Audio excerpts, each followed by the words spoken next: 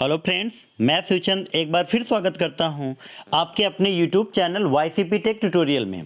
Friends, कल हमने discuss किया था 40 महत्वपूर्ण प्रश्नों को जो कि डिजिटल फाइनेंशियल टूल से संबंधित थे। उसमें कुछ क्वेश्चन छूट गए थे जिसको हम आज डिस्कस करने चल रहे हैं। फ्रेंड्स, हमारा पहला क्वेश्चन है, एजुकेशन लोन किस उद्देश्य के लिए दिया जाता है? जो आपका शिक्षा पे लोन मिलता है, एजुकेशन लोन मिलता है, किस पर दिया जाता है, किस उद्देश्य के लिए दिया जाता है?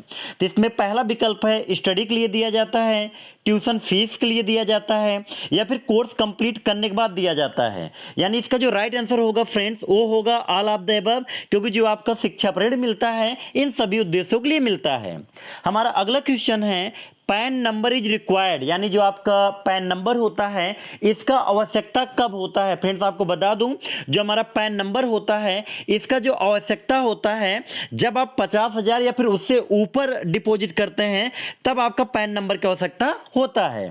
हमारा अगला क्वेश्चन है, चेक की अधिकतम राशि क्या है? यानी आपको पहचानना है चेक का अधिकतम राशि कितना होता है। फ्रेंड्स, आपको बता दूं, चेक का जो अधिकतम राशि होता है वह नो लिमिट, यानी चेक पे चाहे जितना भी पैसा आप भर सकते हैं, इसका कोई लिमिट नहीं होता है। लेकिन जो चेक का डेट होता है 3 महीने के लिए वैलिड होता है। हमारा अगला क्वेश्चन है, टीडीएस का पूर्ण रूप क्या है? आपको बताना है टीडीएस का पूर्ण रूप क्या है। फ्रेंड्स, जो टीडीएस का पूर्ण रूप होता है वह होता है टैक्स डिडक्टेड सोर्स, यानी इसका राइट आंसर होगा टैक्स डिडक्टेड सोर्स। हमारा अगला क्वेश्चन है, क्यूआर कोड कितने प्रकार के होते हैं? तो फ्रेंड्स, आपको बता दूं, जो हमारा क्यूआर कोड होता है वो 2 डायमेंशनल होता है। इसमें जो डेटा होता है हॉरिजॉन्टल वर्टिकल दोनों में होता है, यानी ये 2 प्रकार के होते हैं। हमारा अगला क्वेश्चन है, UIDAI का मतलब है, यानी UDI का मतलब है, यानी इसका जो मतलब है फ्रेंड्स वह है unique identification authority of India. इसका जो राइट आंसर होगा unique identification authority of India. हमारा अगला क्वेश्चन है, उमंग ऐप में यन का क्या मतलब है? फ्रेंड्स, इसमें आपको बताना है जो आपका उमंग ऐप है उसमें यन का क्या मतलब होता है। तो फ्रेंड्स, आपको बता दूं, उमंग ऐप में यन का मतलब होता है न्यू एज। हमारा अगला क्वेश्चन है, भारत सरकार द्वारा लॉन्च किया गया एक ऐप कौन सा है जो सीधे बैंक से पैसे ट्रांसफर कर सकता है? आपको बताना है भारत सरकार द्वारा लॉन्च किया गया ऐसा कौन सा ऐप है जो सीधे बैंक से पैसे ट्रांसफर कर सकता है। तो इसमें आपको बता दूं, यानी इसमें जो लॉन्च किया गया था ये है भीम, यानी इसका राइट आंसर होगा भीम। हमारा अगला क्वेश्चन है, IMPS कब लॉन्च किया गया था? आपको बताना जो आपका IMPS है इसको कब लॉन्च किया गया था। फ्रेंड्स, आपको बता दूं, IMPS जो लॉन्च किया गया था ये लॉन्च किया गया 2010 में। हमारा अगला क्वेश्चन है, IFSC स्टैंड फॉर, आपको बताना है IFSC का जो पूर्ण रूप है वह क्या होता है। फ्रेंड्स, आपको बता दूं, IFSC का जो पूर्ण रूप होता है वह होता है Indian financial system code. Friends, आपको बता दूं, ये आपका 11 डिजिट का कोड होता है और ये क्या करता है, 11 डिजिट जो स्टार्टिंग 4 डिजिट होता है वह बैंक का प्रतिनिधित्व करता है और आखिरी का 6 डिजिट शाखा का प्रतिनिधित्व करता है और 5वां डिजिट 0 होता है। फ्रेंड्स, हमारा अगला क्वेश्चन है, आधार सीडिंग क्या है? आपको बताना है जो आधार सीडिंग होता है वह क्या है।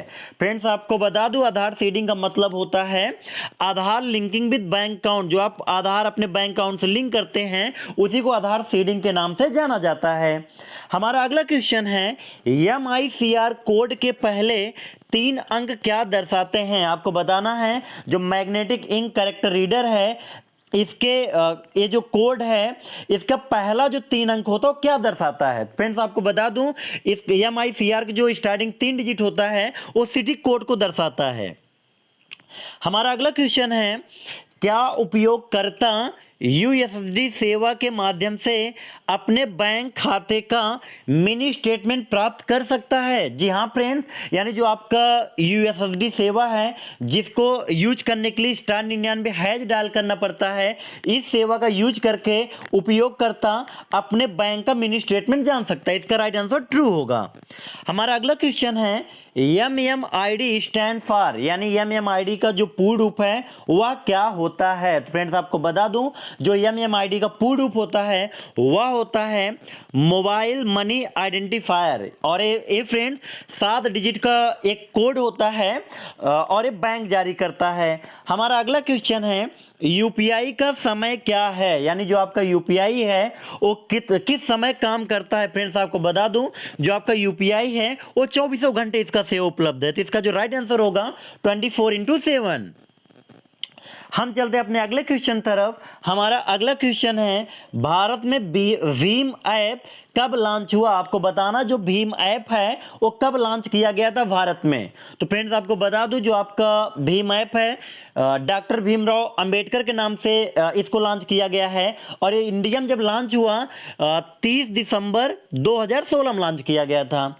हमारा अगला क्वेश्चन है, चालू खाते कंपनी और फर्म के नाम से खोले जाते हैं। फ्रेंड्स इसका जो राइट आंसर होगा वह होगा ट्रू, क्योंकि जो आपका करंट अकाउंट होता है वह कंपनी या फर्म के नाम से खोले जाते हैं। तो इसका राइट आंसर होगा ट्रू। हमारा अगला क्वेश्चन है, प्रधानमंत्री जीवन ज्योति बीमा योजना का कितने लाख रुपए का जीवन बीमा है? आपको बताना जो प्रधानमंत्री जीवन ज्योति बीमा योजना है ये कितने लाख रुपए का जीवन बीमा है? तो फ्रेंड्स आपको बता दूं, इसके अंतर्गत 2 लाख का बीमा होता है। हमारा अगला क्वेश्चन है, आधार का यूनिक नंबर कितने डिजिट का होता है? आपको बताना है आधार जो यूनिक नंबर होता है कितने डिजिट का होता है। फ्रेंड्स आपको बता दो, जो आपका आधार यूनिक नंबर होता है वह 12 डिजिट का होता है। अगला क्वेश्चन है, आधार कार्ड किसके द्वारा जारी किया गया? आपको बताना है आधार कार्ड जो है किसके द्वारा जारी किया गया। फ्रेंड्स आपको बता दो, जो आपका आधार कार्ड है वो UIDAI के द्वारा जारी किया गया। अगला हमारा क्वेश्चन है, QSAM का पूर्ण रूप क्या है? तो फ्रेंड्स आपको बता दूं, जो आपका QSAM है इसका पूर्ण रूप होता है query service on Aadhaar mapper, यानी इसका राइट आंसर होगा query service on Aadhaar mapper. हम चलते हैं अपने अगले क्वेश्चन तरफ। हमारा अगला क्वेश्चन है, QSAM सेवा का लाभ उठाने के लिए हम किसका उपयोग करते हैं? अगर आपको QSAM सेवा का लाभ उठाना है तो इसके लिए आपको किसका उपयोग करना चाहिए? तो फ्रेंड्स आपको बता दूं, QSAM का जो यूज होता है उसका उपयोग करने के लिए आपकी *99*99# डायल करके सेवा का लाभ आप उठा सकते हैं। हमारा अगला क्वेश्चन है, SET का पूर्ण रूप क्या है? आपको बताना है SET का पूर्ण रूप क्या है। फ्रेंड्स आपको बता दूं, SET का जो पूर्ण रूप होता है वह होता है सिक्योर इलेक्ट्रॉनिक ट्रांजैक्शन। इसका राइट आंसर होगा सिक्योर इलेक्ट्रॉनिक ट्रांजैक्शन। अगला क्वेश्चन हमारा है, यूपीआई पिन की अधिकतम लंबाई कितनी होती है? आपको बताना है जो आपका यूपीआई पिन होता है उसका अधिकतम लंबाई कितना होता है। फ्रेंड्स आपको बता दूं, यूपीआई पिन 4 या 6 डिजिट का होता है, तो इसका अधिकतम लंबाई पूछ रहा है तो अधिकतम होगा 6। हमारा अगला क्वेश्चन है, NPCI की शुरुआत कब की गई? National payment corporation of India की शुरुआत कब की गई थी? फ्रेंड्स आपको बता दूं, जो आपका NPCI का शुरुआत किया गया था वह किया गया था 2008 में। हमारा अगला क्वेश्चन है, MMID में कितने अंक होते हैं? फ्रेंड्स आपको बता दूं, MMID में टोटली 7 अंक होते हैं, 7 डिजिट का MMID पिन होता है। हमारा अगला क्वेश्चन है, PSP का पूर्ण रूप क्या है? आपको बताना है PSP का पूर्ण रूप क्या होता है। तो फ्रेंड्स आपको बता दूं, जो आपका PSP का पूर्ण रूप होता है वह होता है पेमेंट सर्विस प्रोवाइडर। इसका राइट आंसर होगा पेमेंट सर्विस प्रोवाइडर। हमारा अगला क्वेश्चन है, ABRS का पूर्ण रूप क्या है? आपको बताना है ABRS का पूर्ण रूप क्या है। तो फ्रेंड्स आपको बता दूं, ABRS जो पूर्ण रूप होता है वह होता है आधार बेस्ड रेमिटेंस सर्विस। इसका राइट आंसर होगा आधार बेस्ड रेमिटेंस सर्विस। हमारा अगला क्वेश्चन है, ISO द्वारा प्रमाणित भारत का पहला बैंक कौन सा है? फ्रेंड्स आपको बताना है कि जो आपका ISO द्वारा प्रमाणित भारत का पहला बैंक कौन सा है। तो फ्रेंड्स आपको बता दूं, यानी ISO द्वारा प्रमाणित भारत जो पहला बैंक है वह है Canara bank. Canara bank ISO द्वारा प्रमाणित भारत का पहला बैंक है। फ्रेंड्स हमारा अगला क्वेश्चन है, इंटरनेट बैंकिंग सुविधा प्रदान करने वाला पहला बैंक कौन सा है? आपको बताना जो आपका इंटरनेट बैंकिंग सुविधा है उसको प्रदान करने वाला बैंक कौन सा है। तो फ्रेंड्स आपको बता दूं, इंटरनेट बैंकिंग सुविधा प्रदान करने वाला पहला बैंक ICICI बैंक है।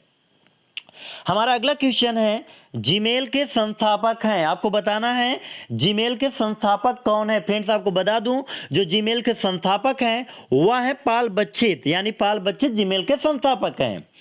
हम चलते फ्रेंड्स अपने अगले क्वेश्चन तरफ। हमारा अगला क्वेश्चन है, UTR का पूर्ण रूप क्या है? आपको बताना है जो आपका UTR का पूर्ण रूप होता है वह क्या होता है। तो फ्रेंड्स आपको बता दूं, UTR जो पूर्ण रूप होता है वह होता है यूनिक ट्रांजैक्शन रेफरेंस नंबर।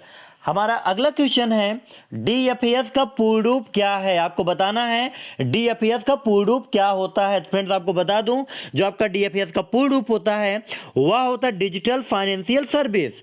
हमारा अगला क्वेश्चन है, उमंग ऐप का पूर्ण रूप क्या है? जो आपका उमंग है इसका पूर्ण रूप क्या होता है? फ्रेंड्स आपको बता दूं, जो आपका उमंग का पूर्ण रूप होता है वह होता है unified mobile application for new age governance, यानी इसका राइट आंसर होगा unified mobile application for new age governance. हमारा अगला क्वेश्चन है, .png का पूर्ण रूप क्या है? फ्रेंड्स आपको बता दूं, जो आपका .png का पूर्ण रूप होता है वह होता है पोर्टेबल नेटवर्क ग्राफिक्स। इसका राइट आंसर होगा पोर्टेबल नेटवर्क ग्राफिक्स।